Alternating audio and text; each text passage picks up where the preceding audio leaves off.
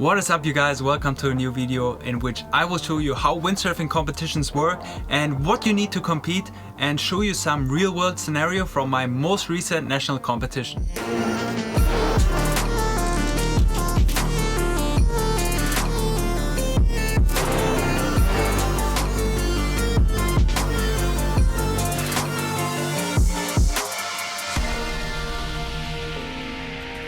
Alright guys, let's talk competitions. You might not actually be at the level yet to compete yourself, but at the same time you might just think that you're not ready yet. I often get asked questions like, what gear do I need to compete? What are the requirements to compete? How do I get my own sail number? And what competition do I start at? And so on and so on.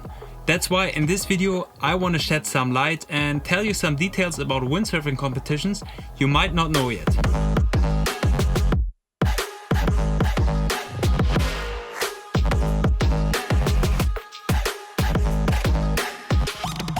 Real quick before we get into it, we just recently hit 25,000 subscribers, which is a crazy milestone. Thank you for every single one of you being subscribed, liking, commenting and watching the videos. It certainly is a big help and it's an absolute pleasure to make these videos for you. More views and subscribers on this channel will help me increase the quality and quantity of these videos. And of course I want to say thank you by giving back to you in form of giveaways. And since the year is slowly coming to an end, it's time for a big giveaway, probably the biggest one so far. So stay tuned for that, and if you don't want to miss it, make sure to subscribe and switch the notification bell on. Obviously guys, there are hundreds of competitions all over the world, so let's try to get some order in this. International competitions are hosted by class associations, such as the Professional Windsurfers Association or the International Funboard Class Association, IFCA, or the Formula Foil Class Association, or the soon-to-be Olympic IQ Foil Class Association. And all of these are world sailing events, which means they are under the World Sailing Association. While you can theoretically become the winner of all of these World Tours and World Championships, it's known that the PWA World Tour is the pinnacle of windsurfing and unites the best professional windsurfers around the world. On a national level, there are usually two types of competition. The first one being official competitions, which are decided by the National Class Association and run under the Sailing Federation. In Germany, for example, the German Windsurfing Association is a part of the German Sailing Federation. In Germany we have two windsurfing class associations. One is responsible for the longboard field and the other is responsible for the shortboard field, the German Windsurfing Association. And they are responsible for all the events that we are running. So anybody who wants to be active in this field goes to the German Windsurfing Association. On top of those official competitions, there usually are fun competitions, which are often run by individual organizers, windsurfing clubs, or just a local group of people who just want to gather some windsurfers and have fun on the water. Those competitions are usually a great entry point to smell some regatta air without the bureaucracy that comes along with the official competitions.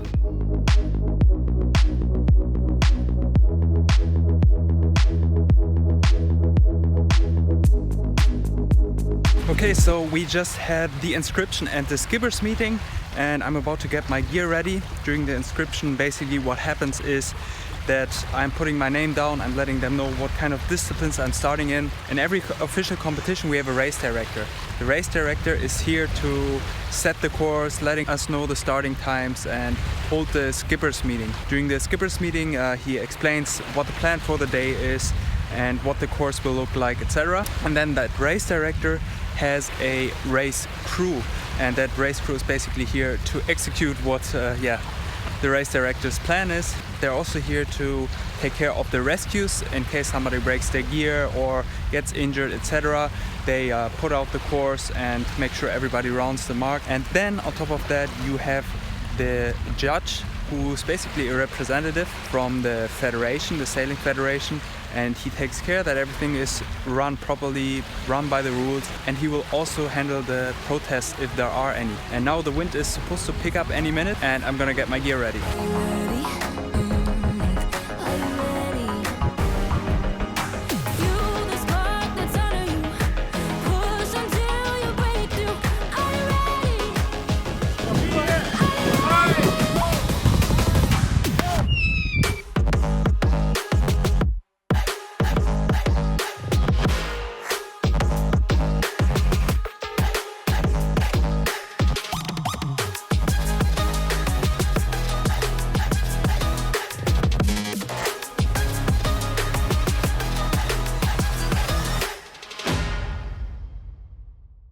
On the foil, we usually do up and downwind courses, but in the PWA World Tour, we take the foil to the slalom course as well. Up and downwind courses means that we first gotta make our way as fast as possible to the upwind mark against the wind, and then go downwind as fast as possible. In this competition, we had to do 2 rounds around the whole course. In this kind of open course, we're not forced to make the maneuvers at set marks, but we can tactically decide on the right time and place for the tags and jibes. And the art is to make them in a place where you can just make the mark without giving any extra meters away. So the start usually is an upwind start, and since we're racing in a full fleet with everybody at once, it means it can get quite tight and busy at the start. But obviously there are a few right-of-way rules which we have to consider.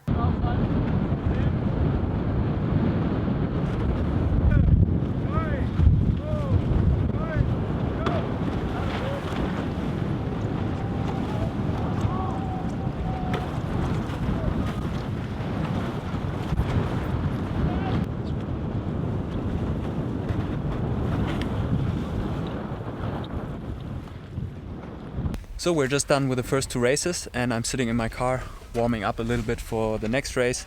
The first race I had a little bit of an incident which we're probably gonna have a protest hearing for later on.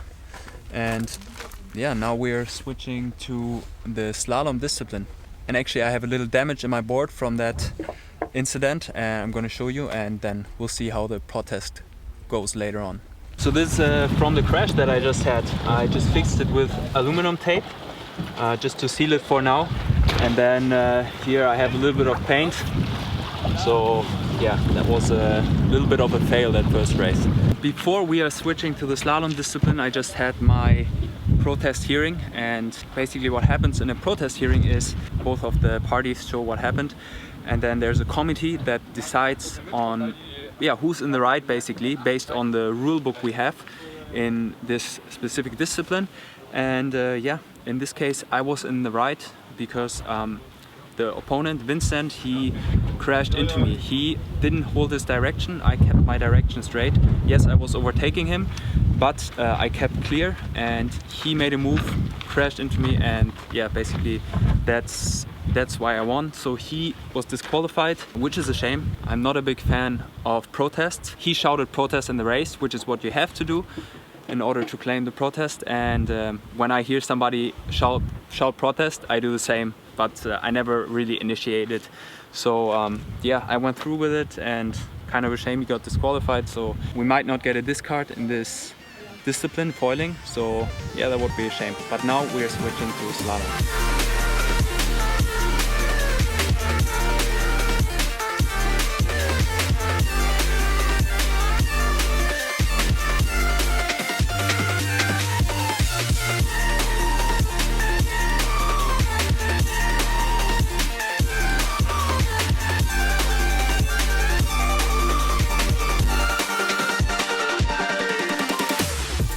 So what do you need to take part in a competition? The PWA World Tour, for example, is actually the only competition that you can't just take part, but you need to apply for a wildcard or compete in the qualification series. And for all the other competitions, you can technically just sign up online and then take part.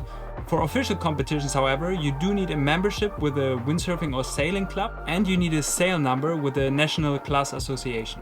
The German Windsurfing Association is also responsible for the sail numbers. They organize all the calendar, they organize the rankings, and they also take care to allocate the sail numbers to the riders.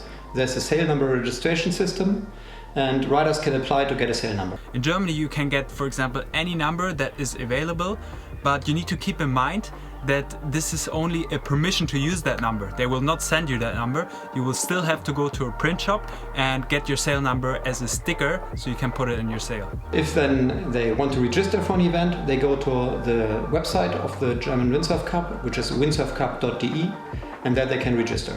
To then actually take part in the competition, you do need a starting watch, which looks and sounds like this, and obviously you need your own gear. How much gear you need to compete is probably one of the biggest concern of you guys, but I'd like to take that fear away from you. For foiling, for example, you only need one rig, around 9 square meter, a race foil and one board. And with that gear and some practice, you can cover such a big range of wind. For example, in this competition, we raced from 10 to 25 knots and 9.0 was the only sail I used. And even for slalom competitions, you just need to be prepared for the typical conditions at the spot you want to compete at. You don't need the perfect setup, and especially not for all the conditions.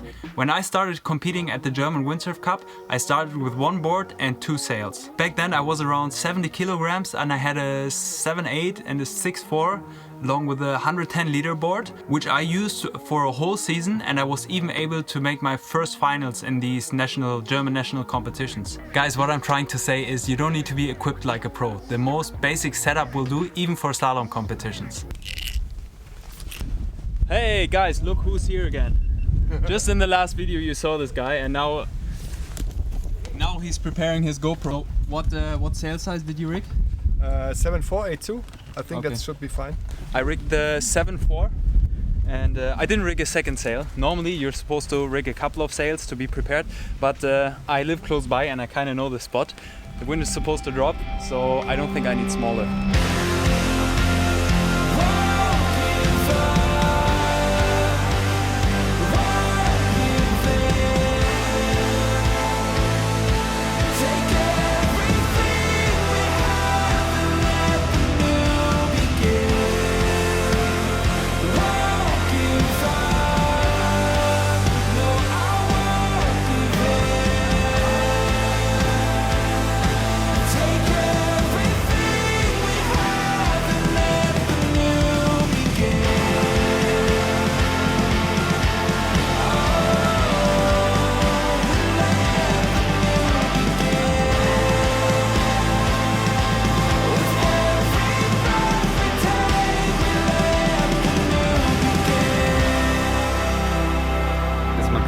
Viel abgucken von den Älteren, man kann den Jüngeren vielleicht was zeigen, man hat eben die Gleichaltrigen, mit denen man sich wirklich betteln kann, mit denen man immer enge Fights hat. In the slalom discipline, we usually sail on a downwind slalom course. With usually 4 jibes around set marks, it's the goal to cross the finish line before the others. With one slalom heat taking only 3 to 5 minutes, it's a lot shorter than the foil races and it makes the start extremely crucial. Besides jibing, being able to go really fast is a key in this discipline. Just like in foil racing, it's a flying start. That means the race director on the boat gives us a signal for 3 minutes before the start, which we then set on our start watch. And that's the way we know the exact moment the starting line is open and we are allowed to cross the line and make our way to the first jibing mark. The goal obviously is to cross the start line the exact moment our timer goes to 0 and with full speed. And this, guys, is a big part of the reason why slalom sailing is so much fun, because it's such an adrenaline rush. Once you're over the line too early, you're out.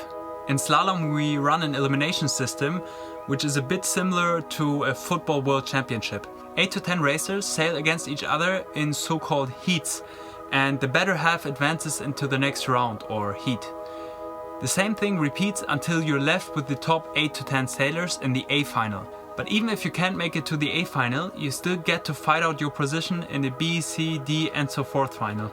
Okay, I'm just done with my heat in the qualification round and the wind picked up a lot and I came back to the beach. It's a little bit risky because they start straight with the next round, but I needed to change my sail because it got so windy, but now I gotta go out again.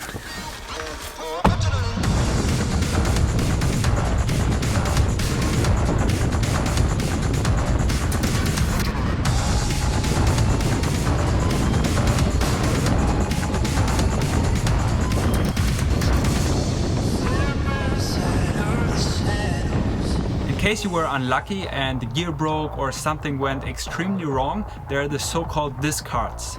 Discards allow you to get rid of your worst results. After the 3rd or 4th race, depending on the class you're racing in, your worst result will be crossed out, so you're left with your better races. In the end of the competitions, all your results will be added up, and the fewer points you have, the better your ranking is. The winner of a race is rewarded by getting 0.7 points instead of 1 point. But what's also very important is to have fun in such an event, and I did have a lot of fun.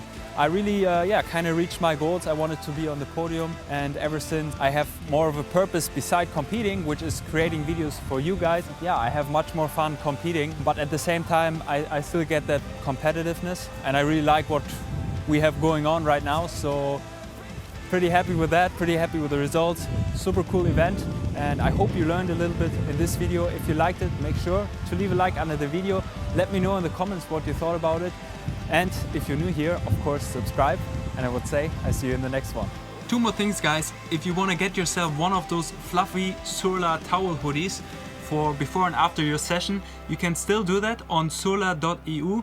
We're putting a lot of our profits into sustainability programs. You can read all about that on the website. And yeah, this is obviously my own brand, and everything I make from these hoodies I'm gonna put back into the brand to make better and more innovative clothing. So please make sure to check that out. And the second thing is, I was invited at Viana, the sports hotel in Portugal, which I showed you some videos for. I was invited to run a camp there. So I'm gonna put a link below the video for all the information about the camp. It's happening very, very soon. So for those of you who are spontaneous, you can come meet up with me there, and we're gonna have a good time, and I'm gonna teach you a thing or two. Bye.